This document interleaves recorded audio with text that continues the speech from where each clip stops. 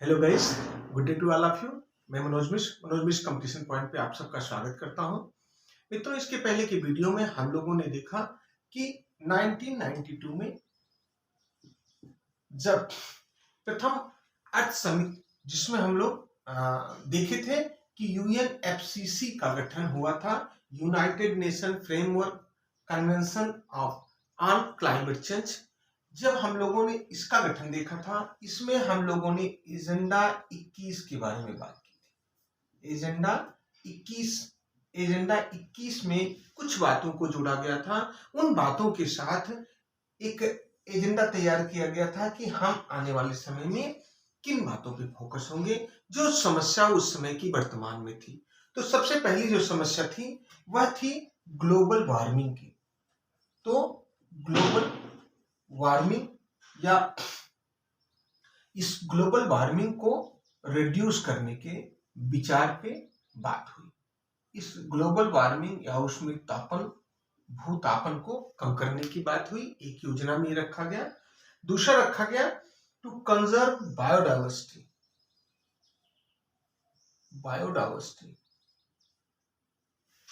जो जैव विविधता है उसको संरक्षित करना है। तीसरा, इंटरनेशनल लेवल के जितने भी वाटर रिसोर्सेज हैं उनको हम पॉल्यूशन लेस करें या रिड्यूस करें उनके पॉल्यूशन।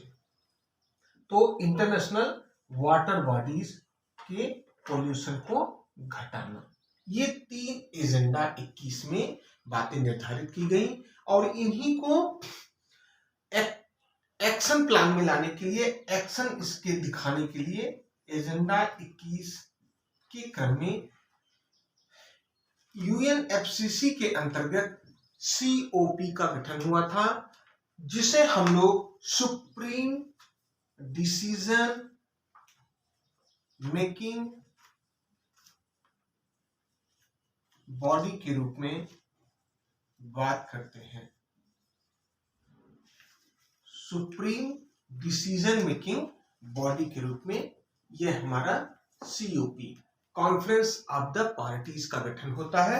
अर्थात यूएनएफसीसी के अंतर्गत एजेंडा 21 पर कार्रवाई के लिए सीओपी का निर्णय सुप्रीम निर्णय माना जाएगा। इस फोकस को करते हुए अगले सारे जो सीओपी के वार्षिक सम्मेलन होते हैं, उसी वार्षिक सम्मेलन के क्रम में पर्यावरण का विकास दिखाई देता है और उसको हम लोग क्रम से पढ़ेंगे, जानेंगे कि किसका कहाँ आयोजन हुआ और किसमें कौन सी बातें जुड़ी हुई। तो हम लोग यहाँ इतना बात जाने कि यूएनएफसीसी के अंतर्गत एजेंडा 21 पर कार्य करने के लिए सीओपी का गठन किया गया। यह सीओपी सबसे पहले 1995 में सबसे पहला सीओपी कॉप 1 कहा जाता है। कॉप 1 का आयोजन होता है और ये कॉप 1 बर्लिन शहर, जर्मनी के बर्लिन शहर में आयोजित होता है। जर्मनी के बर्लिन शहर में 1995 में इसका आयोजन होता है। इसमें 197 कंट्रीज, देश शामिल होते हैं कि जिससे पर्यावरण पर विचार किया जा सके। फिर 1996 में कॉप 2 का आयोजन होता है, जो कि जिनेवा स्विट्जरलैंड में होता है। जिनेवा स्विट्जरलैंड में इसका आयोजन होता है। इसमें मिनीमाता डिजीज पर चर्चा होती है और उसको नियंत्रित करने की बात की जाती है, जो कि मरकरी से होने वाला एक रोग है। 1996 के बाद 1997 में कॉप 3 का आयोजन होता है, जो कि कॉप 3 यह क्योटो में होता है। क्योटो जो कि जापान का एक शहर है। इसे क्योटो प्रोटोकॉल के नाम से जानते हैं। पर्यावरणीय अध्ययन में यह बहुत ही इंपॉर्टेंट अपना छाप छोड़ता है क्योटो प्रोटोकॉल। और इस क्योटो प्रोटोकॉल में 3 बातों पे बात की जाती है। वो 3 बातें इंपॉर्टेंट हैं जिसके लिए क्योटो प्रोटोकॉल याद किया जाता है। सबसे पहली बात है to close which activities should be close which cost या which seems to be dangerous for our nature. सबसे पहली बात की जाती है कि उन सभी प्रक्रियाओं को हमें बंद करना है जो हमारे प्रकृति के लिए खतरा पैदा करती हैं। दूसरा अर्थात नेचर के लिए जो डेंजरस है उसे बंद कर देना। दूसरा पॉइंट जो रखा गया है इसमें, to reduce production of greenhouse gases. Greenhouse gases को प्रोडक्शन पर रोक लगानी है, खास करके डेवलप्ड कंट्री के लिए। यह एक आंकड़ा के रूप में दिया गया था कि उन्हें 5% रिड्यूस करना है उस समय। इसमें मुख्य रूप से CO2, मीथेन, हाइड्रोफ्लोरोकार्बन, HFC और HF6 और इस तरह गैसेस हैं जो कि ग्रीन हाउस इफेक्ट को काज करती हैं, उन्हें भी कम करना है। लास्ट में हम लोग बात करें, यहाँ परफ्लोरोकार्बन भी एक गैस के रूप में है। Perfluorocarbon, carbon dioxide, methane, N2O, nitrogen oxide. तो CO2, मीथेन, N2O, HF6 और परफ्लोरोकार्बन, हाइड्रोफ्लोरोकार्बन, ये गैसेस हैं मुख्य रूप से जो ग्रीन हाउस इफेक्ट को देती हैं। इसी के क्रम में हम लोग बात करते हैं कि क्योटो प्रोटोकॉल में हम उन गतिविधियों को रोकेंगे जो हमारे पर्यावरण के लिए खतरा है तथा ग्रीन हाउस गैसेस का उत्पादन को हमें कम करना है। इसके बाद हम लोग बात करते हैं COP4 की। COP4 जो कि जिसका आयोजन होता है Buenos Aires, COP4 Buenos Aires city, which is city of Argentina. Argentina के एक शहर ब्यूनस आयर में इसका आयोजन होता है COP4 के रूप में। COP5 का आयोजन होता है बॉन सिटी, जर्मनी में। इसी के साथ COP6 का आयोजन होता है हेग, नीदरलैंड में। नीदरलैंड जो कि यूरोप का एक कंट्री है। और COP7 का आयोजन होता है मराकेश, मोरक्को में। Marrakesh, Morocco. Marrakesh, Morocco. Marrakesh Morocco का एक शहर है जो कि मोरक्को पश्चिमी अफ्रीका में एक देश के रूप में जाना जाता है। तो COP7 का आयोजन यहाँ होता है। इस क्रम में हम लोग बात करते हैं COP8 का। COP8 इसका आयोजन होता है 2002 में। इसके पहले के जो क्रम से हैं ये इसी के क्रम में वार्षिक क्रमशः है। जैसे 2001 में, ये 2000 में नीदरलैंड हेग में, और 1999 में जिनेवा में, और 1998 में ब्यूनस आयर्स में। इस क्रम में ये चलते रहते हैं, प्रत्येक वर्ष इनका आयोजन होता रहता है। तो 2002 में न्यू दिल्ली में इनका आयोजन होता है। अर्थात हमारे देश में COP8 का आयोजन 2002 में हुआ है, हम लोग याद रखेंगे, ये इंपॉर्टेंट है। आगे हम लोग 9th की बात करते हैं, COP9। COP9 का आयोजन होता है मिलान सिटी, इटली में 2003 में। COP10 का आयोजन इसी के क्रम में अगर हम लोग देखें तो COP10 का आयोजन होता है 2004 में, पुनः ब्यूनस आयर में इसका सम्मेलन होता है। ब्यूनस आयर, जिसकी हम लोग चर्चा कर चुके, यह अर्जेंटीना का एक शहर है। यहाँ 2009 में इसका सम्मेलन आयोजित होता है। COP11 का आयोजन होता है मॉन्ट्रियल सिटी, कनाडा में। इसी के क्रम में हम लोग देखते हैं मॉन्ट्रियल सिटी, कनाडा में, जो कि COP11 का आयोजन 2005 में होता है। इसी के क्रम में COP12, COP13, COP14, COP15 ये क्रमशः ईयर वाइज होते रहते हैं। जिसमें हम लोग बात करें, COP12 का आयोजन होता है नैरोबी, जैसा कि हम लोगों ने चर्चा कर चुके हैं। Nairobi is the UNEP headquarter, यहाँ 2006 में कीनिया की राजधानी है नैरोबी। फिर 2013 में इथियोपिया में, यह भी इथियोपिया जो कि पूर्वी अफ्रीका का एक देश है, हॉर्न ऑफ अफ्रीका के कंट्रीज में आता है। यहाँ 2007 में 13वां कॉप का आयोजन होता है। इसी के क्रम में हम लोग बात करें कॉप 14 का, तो ये पोजनान पोलैंड में होता है 2008 में। इसी के क्रम में हम लोग 15वें कॉप का बात करें तो यह होता है 2009 में, यह कुनमिंग चाइना में 2009 में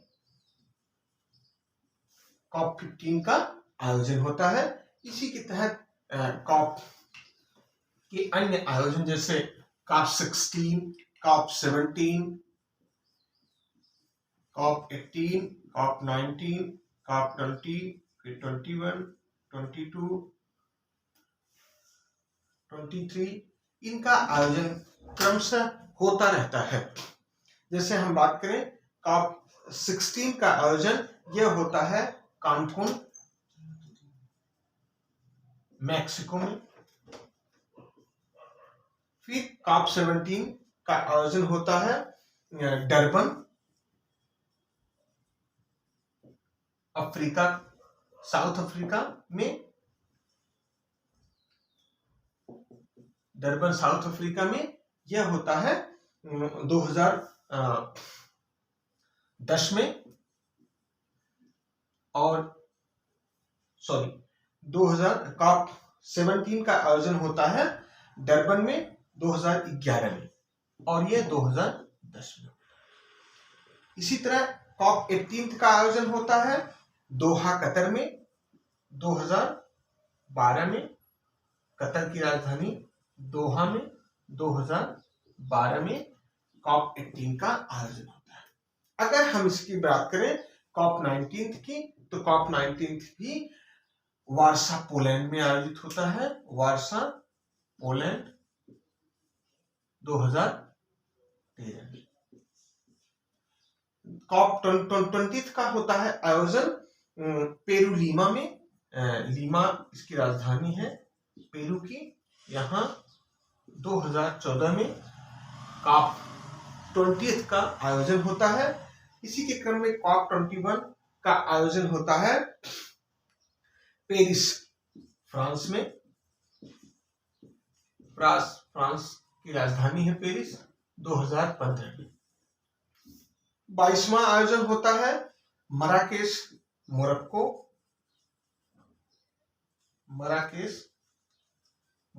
में।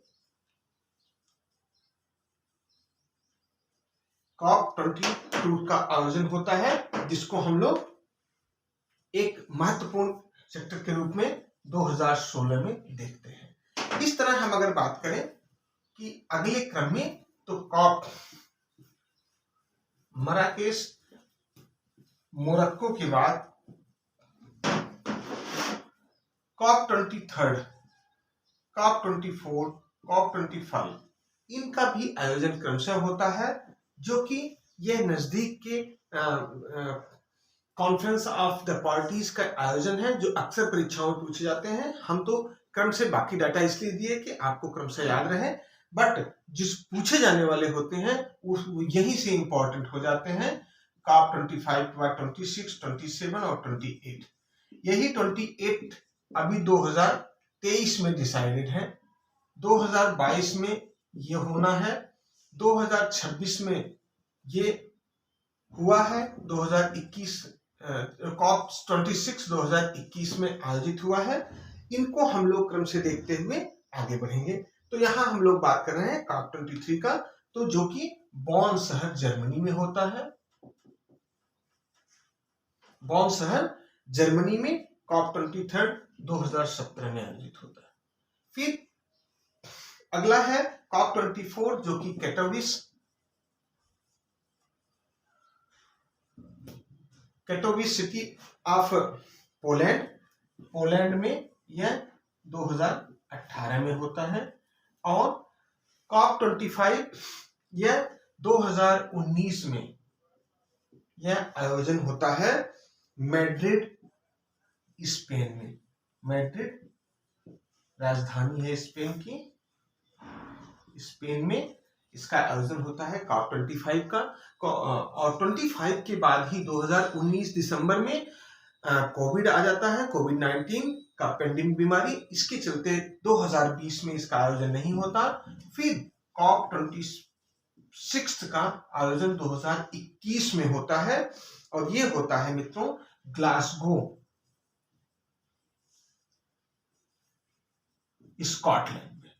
स्कॉटलैंड में इसका आयोजन होता है। इस क्रम में फिर अभी जो होना है वह 2022 का Sharm El Sheikh city of Egypt, मिस्र के एक शहर है शर्म एल शेख, वहां 2022 में इसका आयोजन होना है, जो कि COP 27 में जाना जाता है। और COP 28 का आयोजन 2023 में, जो कि घोषित है कि यह UAE में होगा, यूनाइटेड अरब अमीरात में 2023 में इसका आयोजन होगा।